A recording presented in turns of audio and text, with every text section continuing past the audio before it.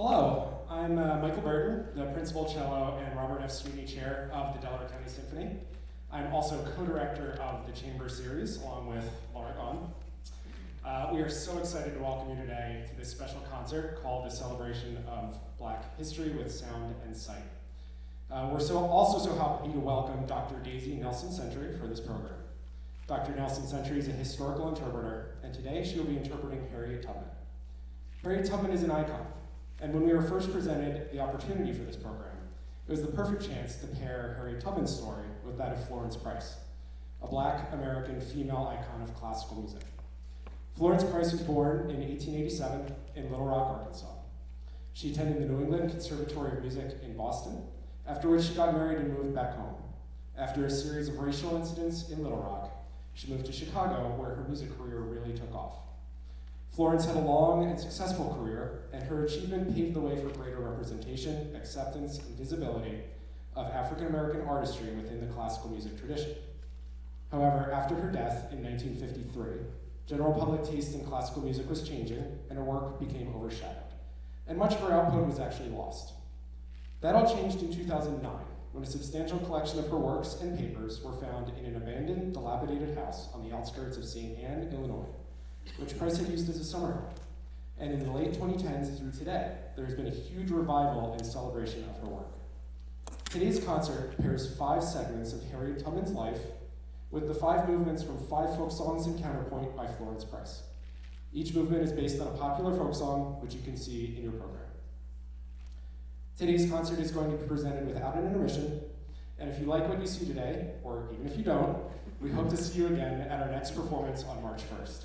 This full symphony concert is called Fanfare for the New World and features 4 less well-known but amazing pieces of American music, including a truly awesome piece by Duke Ellington called 3 Black Kings. And now, without further ado, we present to you a celebration of Black history with sound and sight.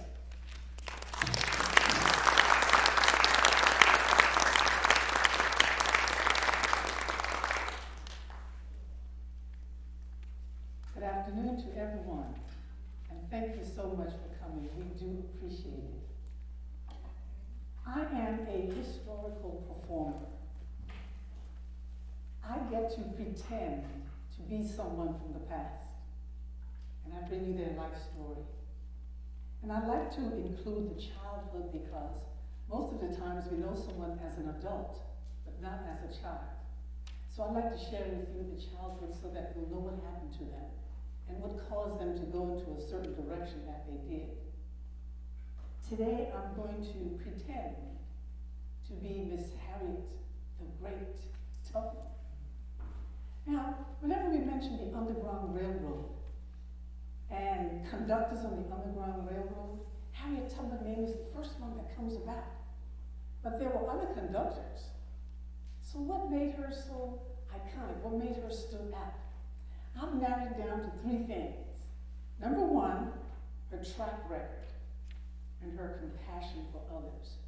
She made it all the way from Maryland Eastern Shores to Philadelphia in her late 20s by herself. So I would want to go with her. And then she kept coming back, the compassion in her heart for others. So that's number 1. The second one is she was very intelligent. $40,000 on her head, dead or alive, but they never did collect on that reward money. So it took some intelligence to evade the slave catchers all that time. And the third one, she was quite the scientist. She was well versed in a lot of areas. So the first thing, she was an environmentalist. She knew the layout of the land. She knew where the rivers were highest, where they were lowest. She knew the overstory of the forest, where it would be a good place to bed down for the night, or in case there's a rainstorm or something like that. So she knew the hills and the valleys, where the rivers would run off into the swampy areas to make, of course, the land very hard and treacherous to go through. So she was quite the environmentalist. And all of these, of course, was taught to her by her mom and dad. The next thing, she was a botanist. She knew what plants were good for itching, what plants were good for swelling, what plants were good for upset stomach. So she was quite the botanist, taught by her mom and dad. And of course, as she traveled, she knew what plants, roots she could dig up and eat, in case she, of course, got hungry or ran out of food. Next, she was quite the astronomer. She was quite the astronomer. She followed that North Star all the way from Maryland into Canada. So she was quite aware of the night skies. And of course, she knew that when the moon was full, it wasn't a good time to travel, too much light. And she knew that when the moon was full, it made the tide rise. It would be difficult to go or pass over the river. And she also knew that when there was a full moon, sometimes the animals and people would behave differently. So she knew then, of course, not to travel during a full moon. And she knew about the day sky also. Straight up ahead is 12 o'clock, and she would clock the time for the sunset and clock the time for the sunrise. So she knew quite a bit about the night skies and the day skies. And lastly, she was an ornithologist. She was a bird specialist. Her favorite was the hoot owl call to give signal when to meet her and when she was coming. So she was quite the ornithologist. And she could figure out what a bird tracks, what birds made a particular track. If she saw a feather, she would know what feather that bird belonged to. She would see the birds eating the berries, and if the birds didn't eat the berries, she knows she wouldn't eat it either because it was poisonous. So she was quite the ornithologist. So these are the three things that made her very iconic. These are the three things that separated her from the other conductors on the Underground Railroad. So I would want to go with her, always. So ladies and gentlemen,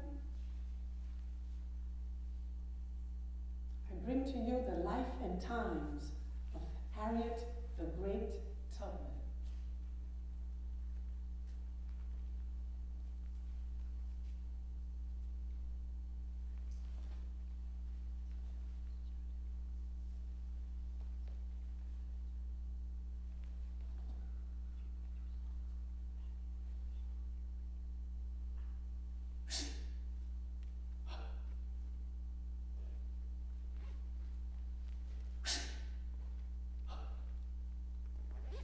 See that? You thought you saw something, but you're not sure. There it goes again. Quick as a flash. Is that Harriet Tubman? That's who it is. That's how she operates. In and out, quick as a flash. Frederick Douglass once said that only the night skies can attest to her bravery and her missions, because that's when she operated at night. In and out, quick as a flash. That Harriet Tubman wasn't scared of nothing neither. She wasn't afraid of nobody neither. She didn't come in this world to be no slave, and she didn't stay one neither. Early one morning, she stole away. She ran and ran. She ran to the forest. She ran through the forest. She ran through the streams. She swam through the rivers. She ran and ran. Hound dogs on her trail. Oh, oh, oh, oh. She ran and ran until she got to freedom. She didn't stop there. She kept going back, time and time again, well over 13 trips, and brought well over 300 with her to Freedom Land. $40,000 on the head, dead or alive. But that old Harriet Tubman was too clever. They never did collect on that reward money. Braver than brave was that Harriet Tubman. I spun her into her veins, I tell you. She was known to the Union soldiers as General Tubman. She was known to the abolitionists as the prophet. She was known to the slaves as Moses. Now, in this life, I figured out three things. I'm entitled to two. have one, I'll have the other. Now go way back in your mind in the 1820s, Maryland Eastern Shores. Oh, life was beautiful. Big house on the hill, animals grazing in the pasture, white picket fence, flowers. Maryland Eastern Shores, 1820 was beautiful. Not for the slaves. Imagine 5 to 10 people all crammed together in one room shack. No windows, dirt floors. When it rains, it makes mud puddles on the floor. So you take your mattress made out of leaf or straw, and you try to draw away from that water, trying to keep dry and warm. How Maryland Eastern Shores, 1820s, was horrible for the slaves.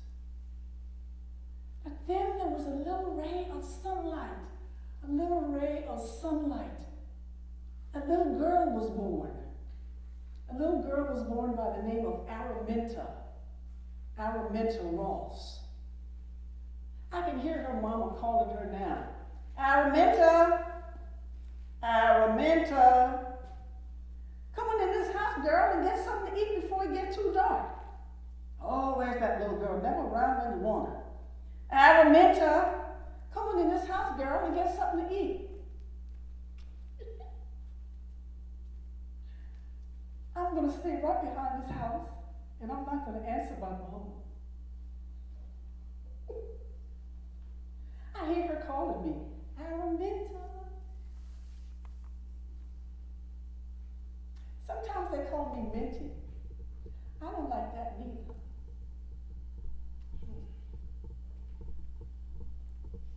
Araminta. Araminta. That's a big name, Araminta.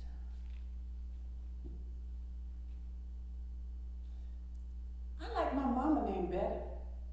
My mama named Harriet. So I'm going to call myself Little Harriet Ross, like my mama, because I like that name much better than that big old name, Araminta. So the first person says, what's your name, little girl? And I'm going to say, Little Harriet Ross.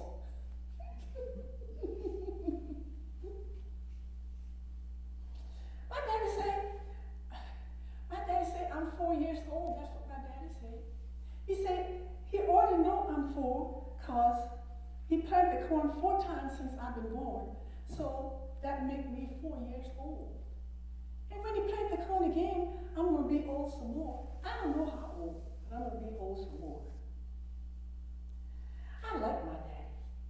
My daddy said, as soon as I get big enough and strong enough, he's going to teach me everything. Because my daddy knows everything in the whole wide world. See, what my daddy say he's going to teach me? Oh, my daddy going to teach me how to ride a mule, and how to hitch the mule to the wagon, and how to trap a rabbit in the trap, and how to shoot his old musket rifle. My daddy going to teach me everything in the whole wide world. I can't wait to get big. Mama's going to teach me some things too, like how to make quilts and things, and how to cook in the open fire, and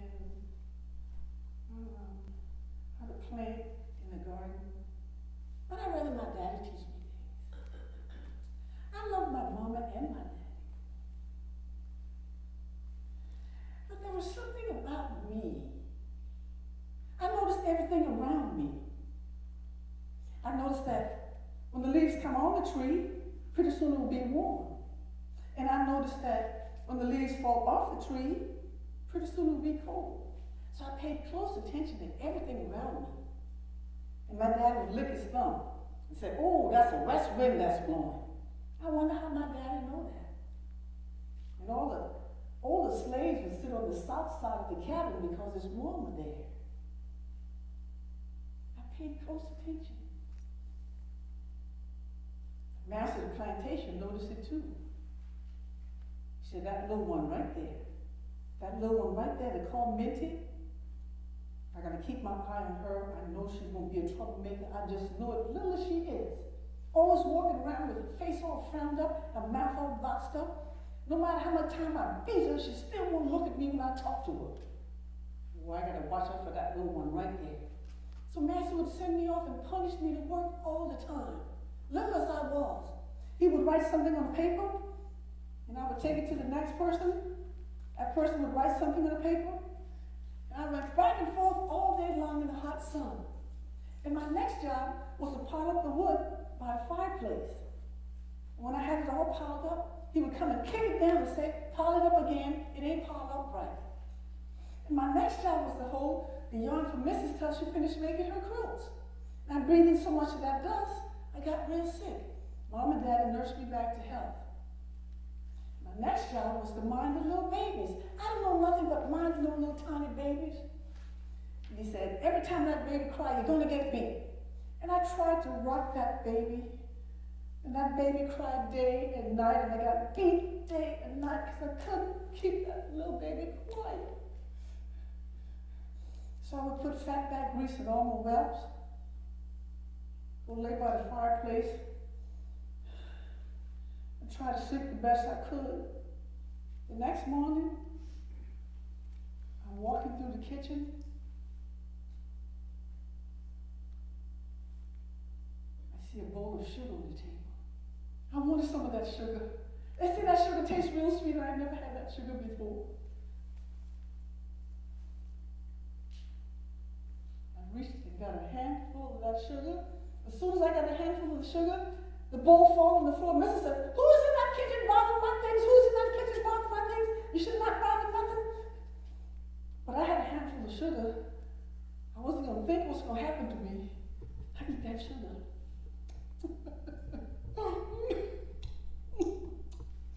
Oh, that sugar tastes sweet just like they said. I was too scared to go back in the house. I stayed in the woods for 3 nights, 3 days. After the first night, I was getting real hungry. So at night, I would come out in the hog pen and beat the hog for some of their slop. Move out the way. Move out the way. Move. Oh. After the second night, I said I might as well go back. My stomach was hurting so bad from that hog slop. So I went on back because I knew I was going to get beat something awful. Mrs. was waiting for me by the door, and she commenced to beat me. You should never touch that sugar. It didn't belong to you. Your teeth don't ever bother me. Don't belong to you. She beat me, she beat me, she beat me. No more she beat me. I don't even feel it no more. I feel strong inside. And I just stood there and took all the beating till she got tired. I put fatback grease in all my whelps. Go by the fireplace and lay down on the floor the best I could. As soon as morning comes, Mrs. says, wake up, Minty, wake up. I want you to go in the stream and check the traps to see if any muskrats in the trap. But it's in the dead of winter. Get in there and check the traps. See if any muskrats in there. But that water come clean up to my waist. I might drown in that water, and there's ice on the water. Get in there and check the traps, I said. I have to get a stick to break the ice to get in the water. Get in there and check the traps.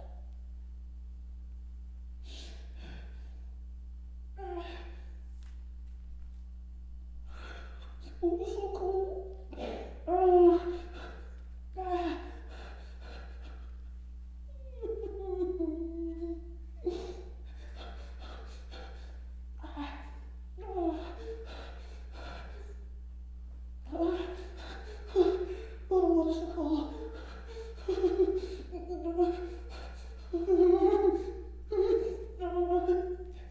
Ain't no mushrooms in the trap. Oh, I started to cough and sneeze, and I got pneumonia. Mom and Dad took me back home, put me by the fireplace. To try to keep me warm. I almost died in that cold stream. I almost died in that cold stream. I almost died.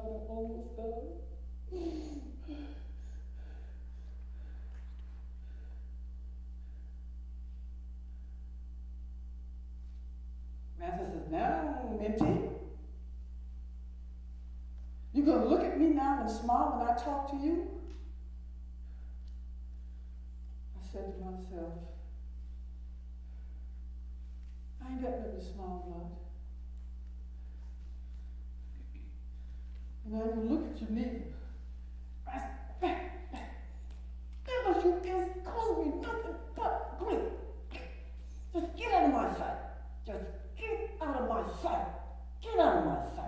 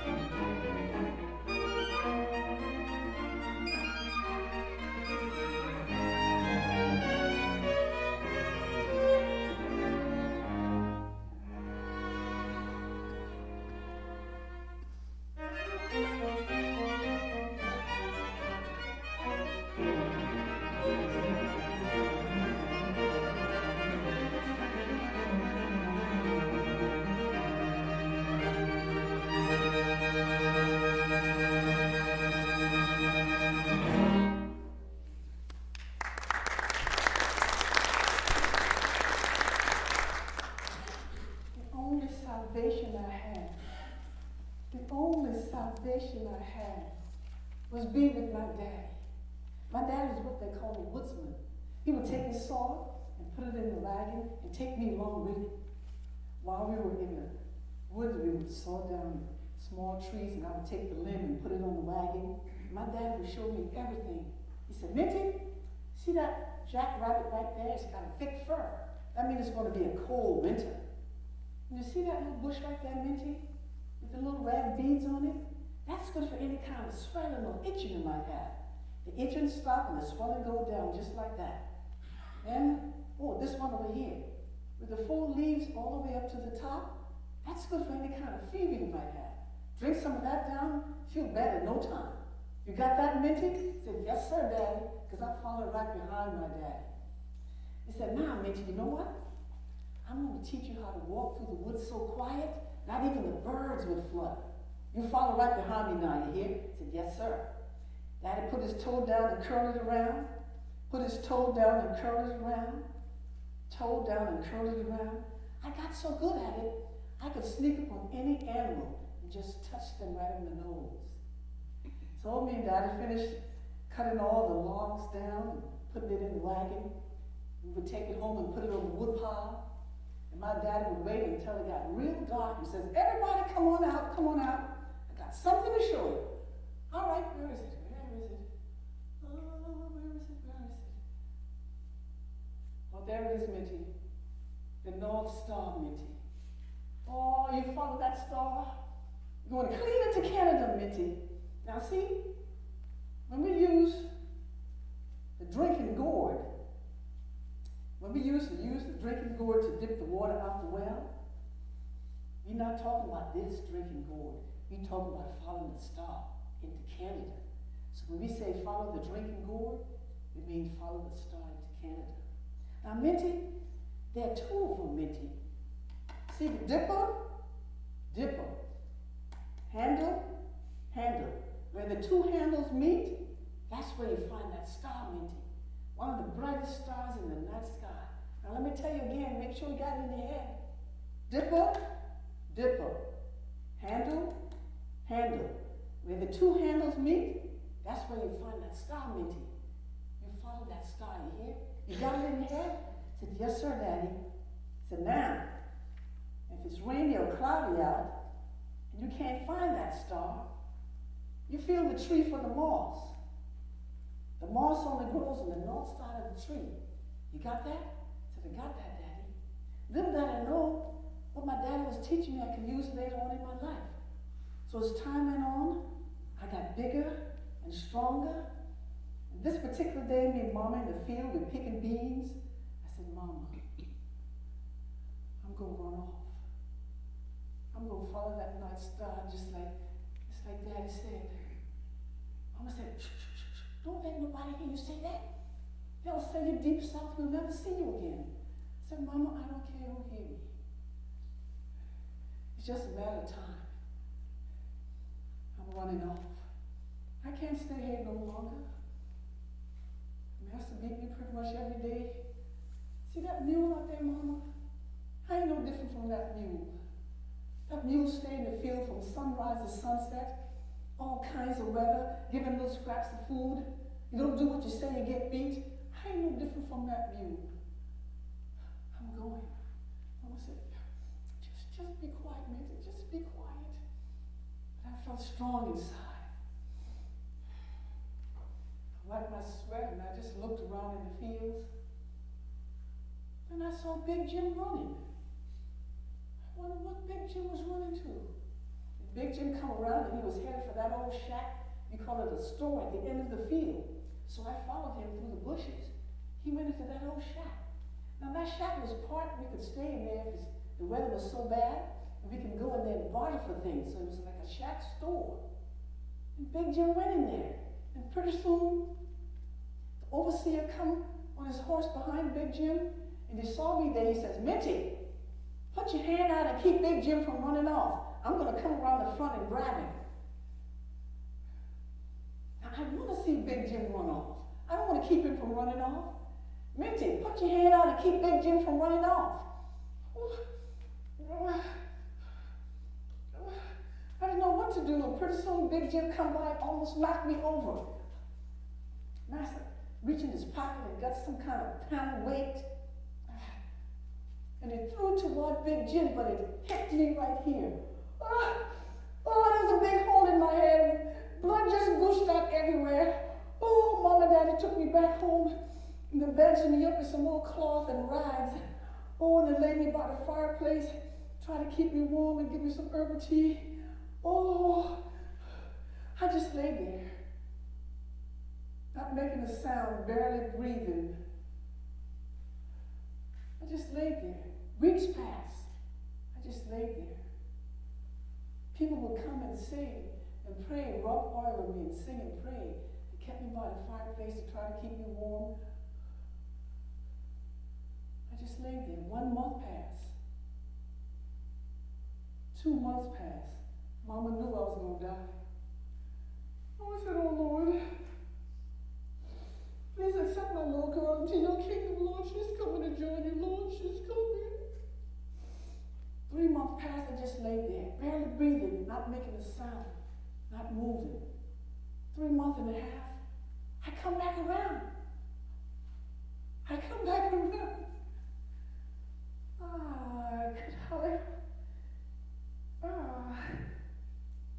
Could hardly lift my head.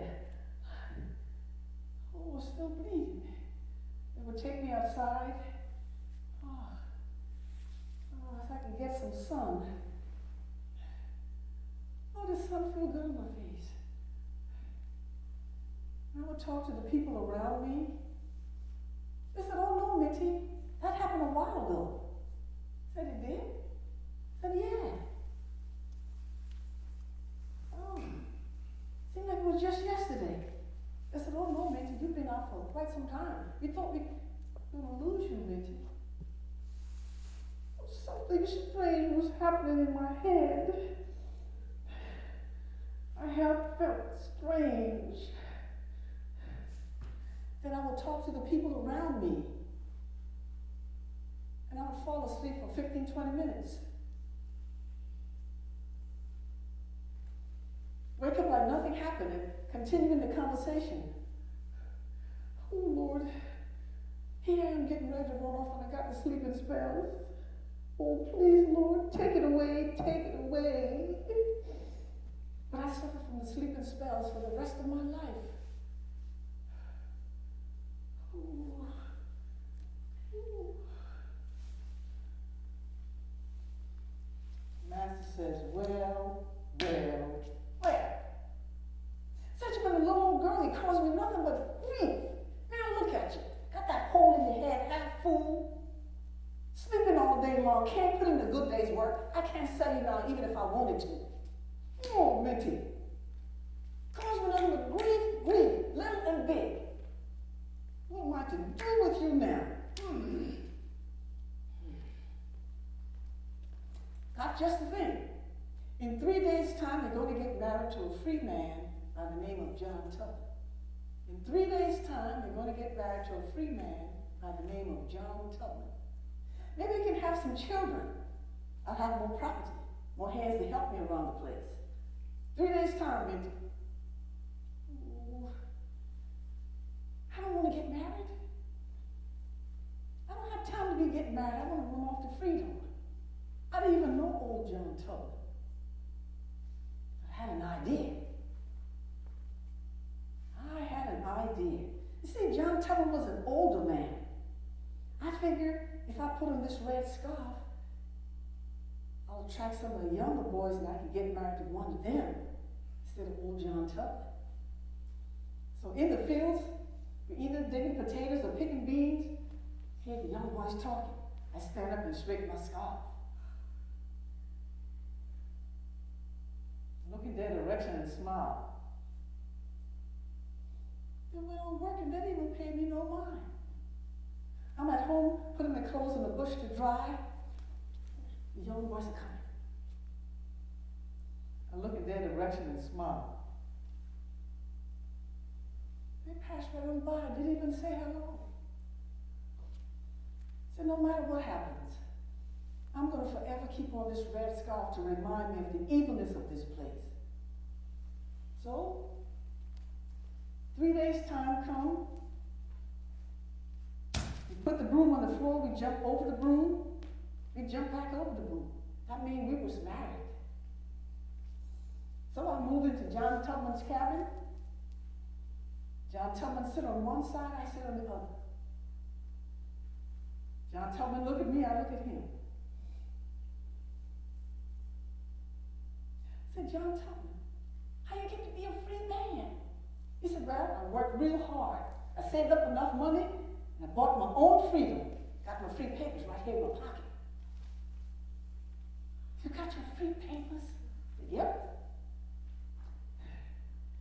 You think maybe you and me can work together and save up enough money to buy my freedom?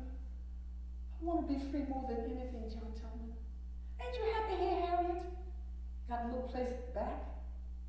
You raise some chickens and hogs. You grow some pretty flowers. Ain't you happy here, Harriet? No, I ain't happy here, John Tubman. I ain't happy till I'm way up north, until I'm free. You ain't all that free neither, John Tubman. Master can come in here, burn up your free papers, beat me, beat you, burn the house down. We can't do a thing about it. We ain't free until we way up north in Canada. Oh, Harriet, stop that kind of talk. Stop that kind of talk, Harriet. Next thing I hear, John Tubman is talking to people. And if I know he's talking to people, pretty soon the word's going to get back to Master. So I wasn't going to wait for them to sell me. I said, oh no, I'm not going to wait for them to sell me. I'm going on my own.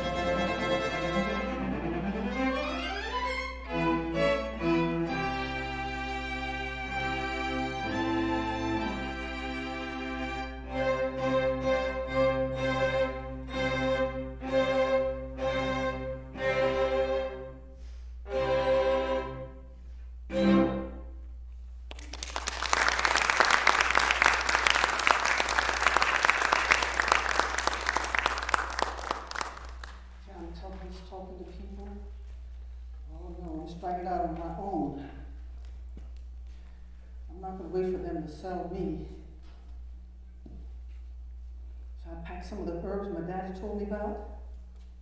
Packed some meat skin, jar of water. I got 3 brothers. One's too little, but I told my 2 oldest brothers, in 3 days' time, I'm going off. Y'all want to go with me? They said, yeah, Minty, we going. I said, well, meet me down by the pond, that big oak tree, full day in the morning. Be there. I said, we'll be there, Minty. I said, all right. The day off, I'm waiting down by the big oak tree, heard footsteps. Hey, my brothers, you ready? All right, come on, let's go. So dark you can't even see in front of your hands. Come on. We went for about half a mile or so. And I said, Mitty, we want to turn back. We're too scared. We don't want to go no more. I said, don't you think I'm scared too? My heart right now is beating like thunder. I don't know if I'm going to go the right way. I'm going to be all alone at night in the swamp, and I know what's going to happen if they catch me. They're going to have to catch me first.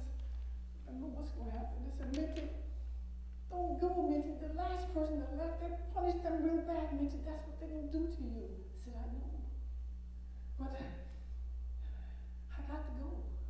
1 minute. 1 minute being free. Just 1 minute. And I know I look different. Just being on free dirt. Just to see how it feels. It's enough for my soul. I got to go. I promise I'm coming back for you. I promise I'm coming back for you. I said, come on. Let me make sure you get back to the house, because it was so dark. Make sure they get back. Because I didn't even tell Mom and Daddy. When we got to the house, Mom and Daddy probably just knew it was time. They were waiting there for me. Dad immediately turned his back. He said, I'm not going to look at you, little girl, because if they come and ask, did I see you run off? I can actually say I didn't see a thing. I didn't know which way you're going. I know this day was coming since you've been a little old girl. That's why I teach you everything I know. You remember about the star, Minty? I said, yes, sir. You remember how to walk through the woods quiet? I said, yes, sir. Will you run as fast as your legs can carry you, and you'll go to freedom, you hear? I said, thank you, Daddy. I said, don't worry about me and Mama. You'll be just fine. I know they're going to punish us, but we'll take the punishment, knowing you're running off to freedom. I said, thank you, Daddy, thank you. Mama said, Minty, all I got to give you, Minty, is this old raggedy crook to keep you warm at night. Oh, but my little girl, you're going to freedom, you hear? Oh, Godspeed with you, Minty, Godspeed with you, Minty. Me and Daddy, we love you, you hear? You're going to freedom. So thank you, Mama, thank you. Oh, I'm so scared. My heart is beating fast. Make sure I find that star. And I took them. I didn't even stop to eat. I would run and eat at the same time. 2, 3 days pass. I'm running as fast as I can. That sleeping spell got me one time. I didn't know how long I was out. But by the grace of God, I was awakened to the galloping hooves of horses, slave catchers. All I could do was roll over in the grass. My heart sounded like thunder. I was like, quiet, heart, quiet. You think she got this far? The other one said, no, nobody could have gotten this far on foot. Well, we're going to turn back and come back tomorrow and bring the hound dogs. Maybe the hound dogs can pick her trail better than we can. But you know, although there's a reward for her dead or alive, we want her alive. So we're going to make an example out of her. She won't be able to run off no more because she won't have no legs to run off on. I said, quiet, heart, quiet. My heart was like booming like thunder. After I didn't hear nothing, I took off. Oh, I ran and I ran 2 weeks and a half. I said, whenever you get ready to run off, by 3 weeks or so, there's going to be a little house down in the valley belonging to a Quaker woman. She will tell you all about the safe houses on the Underground Railroad. And I've been watching the day sky and seeing how many times the sun went across the sky. It seemed like it had been 3 weeks or so. And there was a little house. I said, oh Lord, please let that be the house. But I watched that house real carefully, make sure nobody coming in or out. I never go to the front of the house or the back of the house. I go in the middle of the house. Oh, please let this be the house.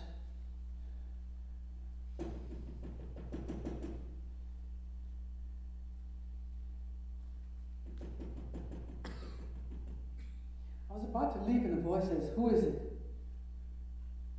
It's me, Harriet, down from the Brothers place in Maryland. You by yourself? Yes? To open the door, quick as a flash, a safe house in the Underground Railroad. They gave me dry clothes because I was running through the streams. I stayed there for 2 days to rest for a while. They said, now, from here on in, this is how you can tell if it's a safe house. You look for a broom that might be by the door. If you see a broom by the door, it's a safe house. And if they're right on your trail, you run and you get that broom, and you start sweeping like you've been living there all along. You start sweeping the porch and everything like you've been living there. You got that? So I got that. So now, the next thing you look for is some old raggedy quilt that might be hanging out the window. It might be in the bush next to the house.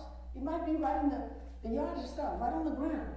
Now, if it's got all smooth side, that means it's a safe house, all smooth.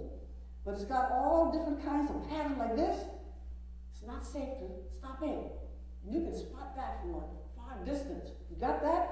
Said I got that. Said now, when you knock again, you knock 3 times. You say, a friend of a friend. Inside, they're going to say, a friend of a friend indeed.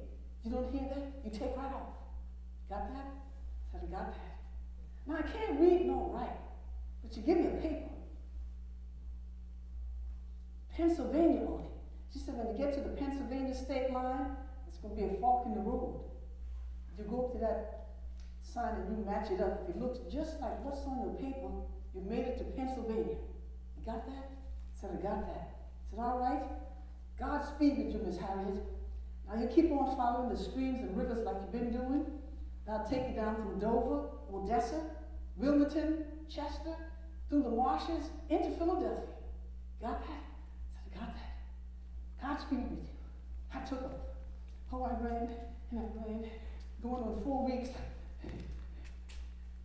The next house I spot had a broom by the door. I knew it was a safe house, but I watched it anyway, making sure nobody coming in or out.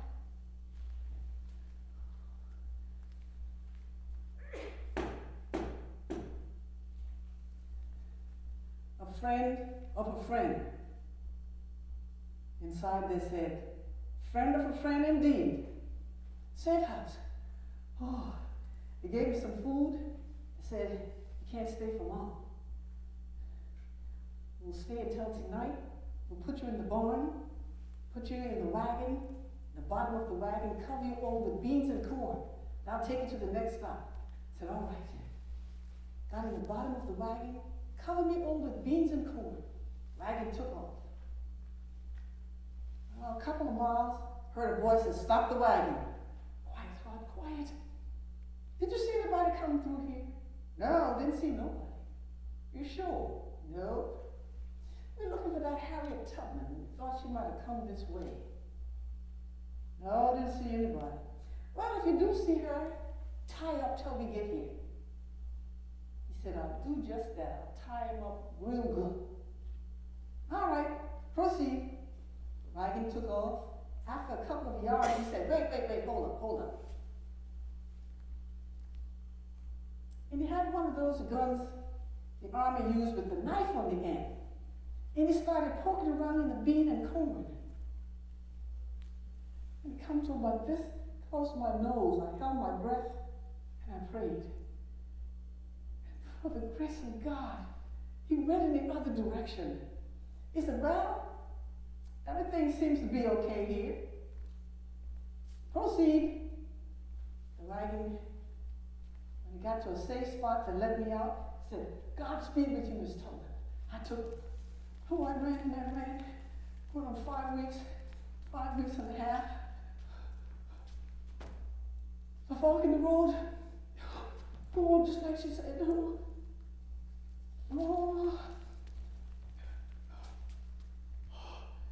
Just like what's on my paper. I made it to Pennsylvania.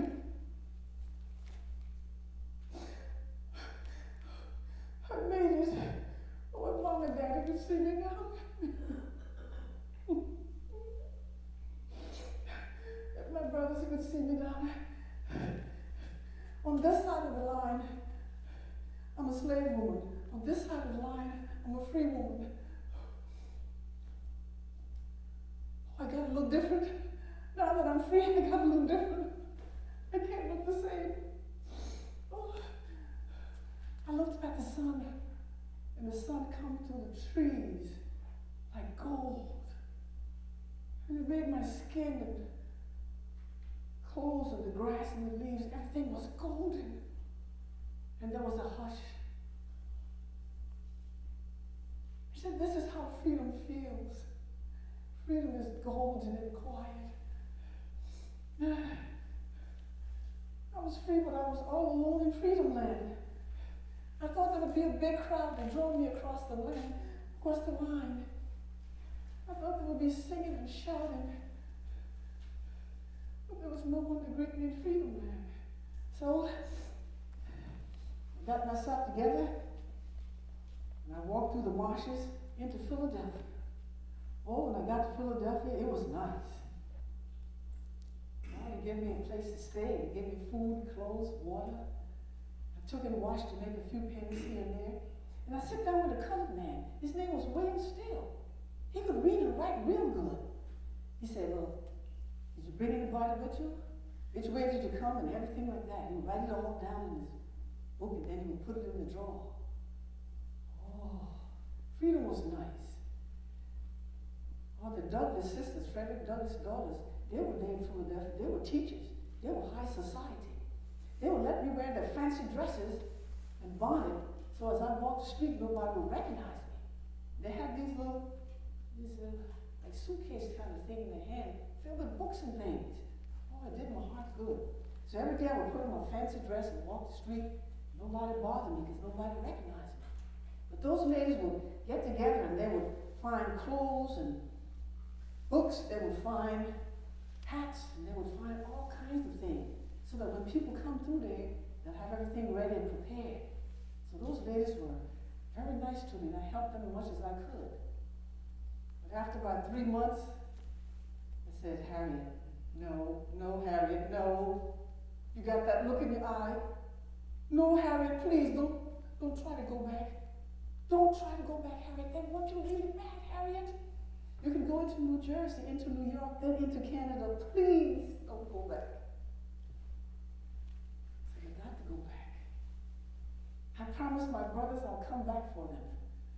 And my mom and daddy back there, and hundreds of other folks who want to be free. I know the way. I know the way. I can bring them to freedom land. I said, Harriet, oh, Harriet, please be careful, Harriet. Please be careful. I said, I can't stay up here, enjoy freedom, and they back there. I ain't free. Tell they're free. God will protect me. He will guide my footsteps. I know it. I'm going back. I'm going back. And so I did.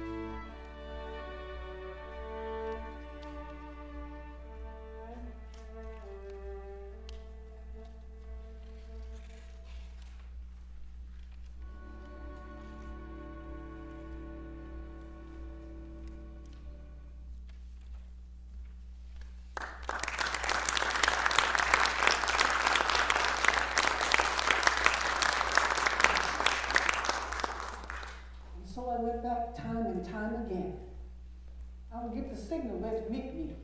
Man, woman, boy, girl, baby, didn't matter. If you want to go to Freedom Land, you come with me. And I'll get you across that river to Freedom Land. But if you think you're going to get too scared, you want to turn back, don't bother coming with me. But if you do as I say, I'll get you to Freedom Land. I said, come on now, let's get ready for our journey. I said, Miss Tubman, well, what should we do, Miss Tubman? What are we going to bring? I said, everything you have must be strapped to your back. You got to leave your hands free. Your hands got to be free to lead someone along, to crawl, to climb, to fight, man or beast, don't matter. But everything you have, let it strap to your back. Now I pack my knife. Now sometimes the vines are so thick, I have to cut the vine to get a path to get through. This is also to fight man or beast, no matter. My daddy gave me a pistol, packed my pistol. And then I packed big river rocks. They said, Miss Tubman, what you doing with river rocks? I said, well, if there's a rabid raccoon or a snake in our path, I can't use my pistol because if I shoot it, that'll let them know where we're at. But if I have these rocks here, I can pick them off just like that. So it's all right. Pack some of the herbs my daddy told me about. Pack some meat skins. Pack 2 jars of water. Said, everybody ready? I said, yes, ma'am, Miss Tubman, we ready. I said, all right.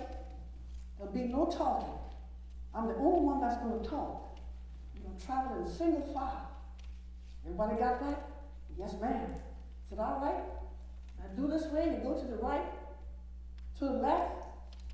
Stop. Get down. I'm just going to squat down. You lay down flat on your belly. Everybody got that? I said, yes, ma'am, Miss Tubman. Now the person in the front got the job of going over the path with a stick. But sometimes they hide big bear traps all in the forest, in the swamp. If you step on that bear trap, it'll snap your foot off just like that. So that person got to find that. Also, they have big holes. Holes dig there. And they've got spikes in the hole, covered over with bushes. So if you fall in one of those spikes, that's the end. So that person's got the job to keep us safe as we travel. I usually travel in the back. All right, we're traveling along at a steady pace. And one of the people said, Miss Tubman, we've already been around this tree here 3 times. You bring us out here now, you're lost, you don't know which way you're going. She said, no, that's what I do. I go around in circles to keep them off the trail. So I might as well turn back. You keep us going round and around. I said, now, mister, if you make one more step, that's going to be your last. Now, I'm the conductor on this here Underground Railroad. You were passengers. All these years, I never run my train off the track and never lost a passenger. And you're going to be the first one. Now, we can end it right here, knowing you died trying to get to freedom and to let you go back there and die as a slave. And I go real close to him. Open up my shirt so he can see my pistol. I go real close. I said, now, mister, what's it going to be? We can end it right here. I said, oh, Miss Tubman,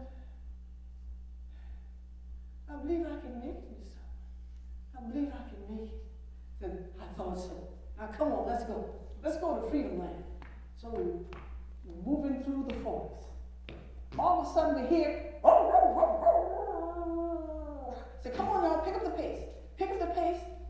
Run fast. All of a sudden, we run into a raging river. Miss Tubman, we can't cross this river. This river's too. It's going to dash up against the rock and then kill us all. We can't cross this river, Miss Tubman. So we got to cross that river today. We got to cross it. How are we going to get across this river, Miss Tubman? How are we going to get across this river?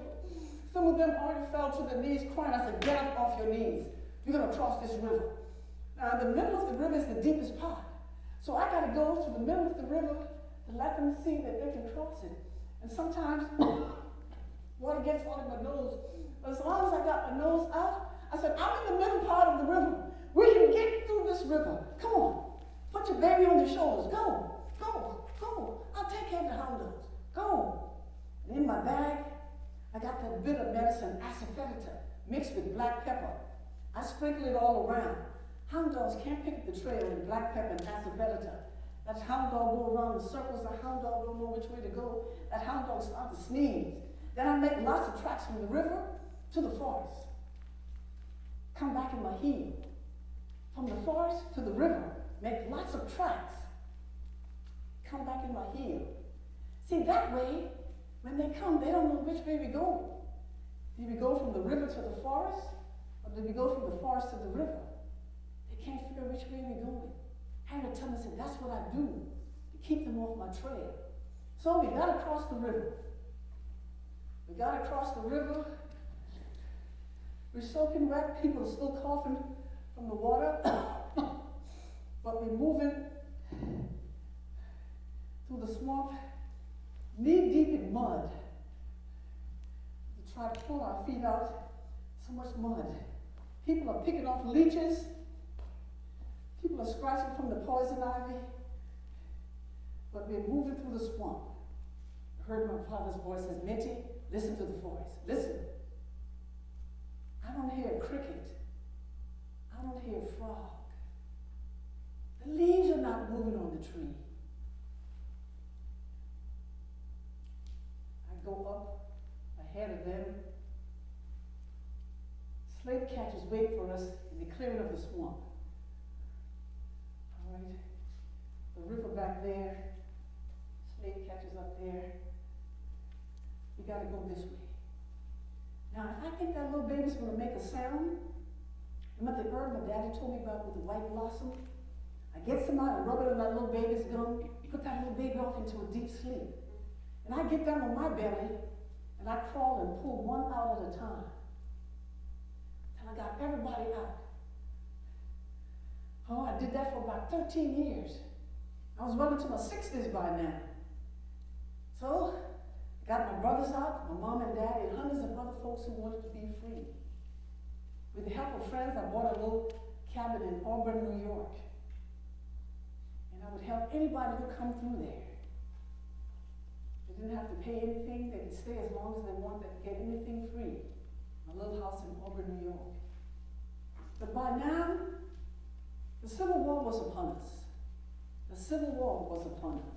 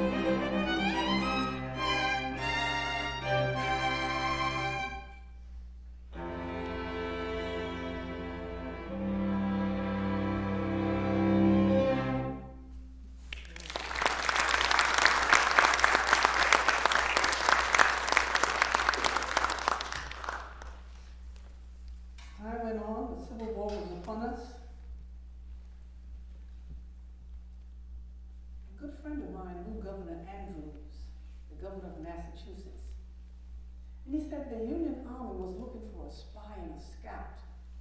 They wanted somebody who knew the back roads and the back swamp. And if anybody knows the back road and the back swamp, it's that Harriet Tubman. So they come looking for me. I said, now I don't know nothing about soldiering, but the back roads I do know. So I took on a job as a spy and a scout for the Union Army. Oh, and they gave me a uniform. Oh, I felt quite proud. I said, now, I'll only join up if you let me keep my weapons. I said, oh, no problem, Miss Tubman. You can keep your weapons. I said, oh, that's a good thing. I said, oh, imagine me, Harriet Tubman, spy and scout for the Union Army. Oh, I felt right proud. And they give me a badge to put around my neck, pass, so I can go and come as I please and nobody won't bother me. I could go all over the place. And I say, what's on the back of this badge? He says, well, this is a pass that was issued by Major General David Hunter of Port Royal near Hilton Head, South Carolina, headquarters of the Department of the South, 1863. And it says, pass the bearer, Harriet Tubman, to Beaufort and back to this place, and wherever she wishes to go, and give her free passage at all times on all government transports. Harriet was sent to me from Massachusetts by Governor Andrews at Boston, and is a valuable woman. She has permission as a servant of the government to purchase such provisions from the commissary as she may need. I said, oh, ain't that nice? So they gave me a old broken down horse named Beauty Patch. I ride that Beauty Patch all over. Went down to South Carolina, Charleston, Hilton Head, Beaufort, Walterboro, that whole area in there. The Union had the headquarters set up. And right next to the Union headquarters, there were 3 plantations. So I ride all through there. And when the soldiers passed me, they would salute me and call me General Tubman. And the soldiers had dysentery. And remember my daddy told me about that little leaf, that bush with the little red beads on it? I went in the wood and I found some. I balled it up and gave it to the soldiers. They got better in no time. So now they would salute me as General Tubman, and then they would call me Dr. Tubman because I helped cure them. So I would go all through with the soldiers. I would sing for the soldiers, cook for the soldiers, help bandage up their wound. Oh, they were in the thick of things, I tell you. They were fighting. They would come back to camp, uniform all bloody, sometimes fingers shot off. Oh, but we would sing and try to encourage them the best we could to go on. But I was about to be my spy mission. So I told the slaves in the 3 plantations near the headquarters, I said, if you see the Confederate soldiers up to no good, you come and let me know. And sure enough, they saw the Confederate soldiers planting mines all in the Combahee River. So the day of our spy mission, we going down the river early that morning, fog all on the river. I was in the front of the boat. Mine! Mine! The soldiers will get out, take the mine apart, because if we roll over the mines, we'll all blow up. So I did that until we got way up on the hill, and I spied on the Confederates. I put everything in my memory, exactly what they're doing up there. So I got back, I got my rifle, and I drew it out in the sand. I said, Colonel Montgomery, they've got big cannon guns right here, next to the river, covered over with bushes. They've got their horses here, they've got their tent, and there's a bridge. He said, what do you suggest, Miss Tubman? I said, well, first we snuff out the big guns. We let the horses go, we burn the bridge, then we fight the men one-on-one. He said, that sounds like a good idea. And that's exactly what we did. Nobody got hurt, nobody got wounded. I was the first woman to lead men into a military battle. I felt pretty good about that. Now, the 3 plantations, they saw us marching all the soldiers down. They come running down the hill. Hundreds of them. Hundreds of them come running down the hill like thunder. So we marched all of them back toward the Union headquarters. Oh, that was a sight to behold. That was a sight to behold. Thousands of people marching toward the Union camp. I stayed down there for about 3-4 years to help out the best I could because they were just sleeping right on the ground. So we tried to build at least a little hut big enough to keep them out of the weather. So when I finished all my work down there, I said, well, my job here is done. So I went on back to New York, to my little house in Auburn, New York. The little children come and reading the Bible to me, saying they're calling me Moses, like Moses in the Bible. I said, now, ain't that something? Calling me Moses. Because you see, that Harriet Tubman wasn't born to be no slave. And she didn't stay one neither. No, sir, she didn't stay one neither.